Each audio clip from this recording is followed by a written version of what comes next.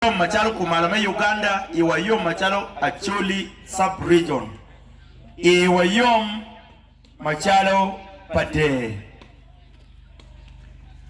lutino mago timo peny kipade mwaka karde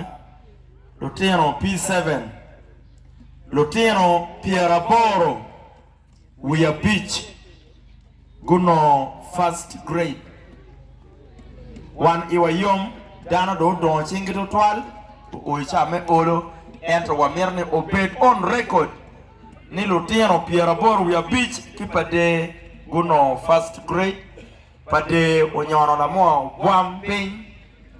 pade onyono kidgum kia gago weng pin wam wan fuyu latin ma oloyo pin ma ene oloyo weng tie nyimwa kany nyinga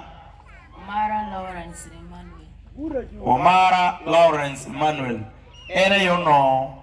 apichel man wafoyo la nyodo wawunye nitie single mother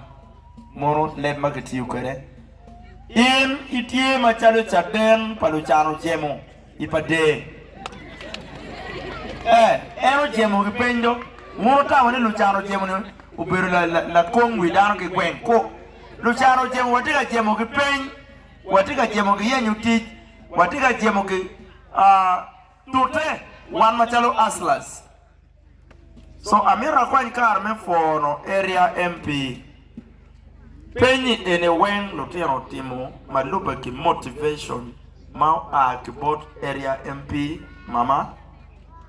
owego lutino kuwa ni okay watika neno MP wani bene kari kapede dano tamani MPs mukene tie ma megwa ni bene tika kwanyewa iyo me wilo book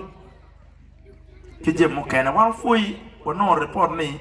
i wilo book i roro lutino i roro luponye i kupe ki gamente wan foyo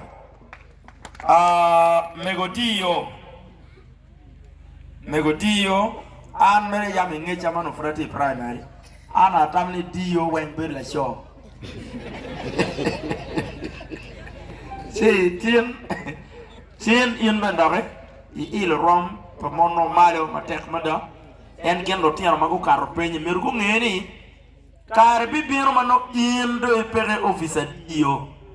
miru gendo le indo machalo megono ipere MP umiru gendo le jomo kene mano ti officer government kaka mo kene mano metre gen miru gendo le so lutino kwan waro foyo wapipero piny wane mego wakubu duandu nyodo weke kwan ubet kwan uman ba unom kabedo waro foyo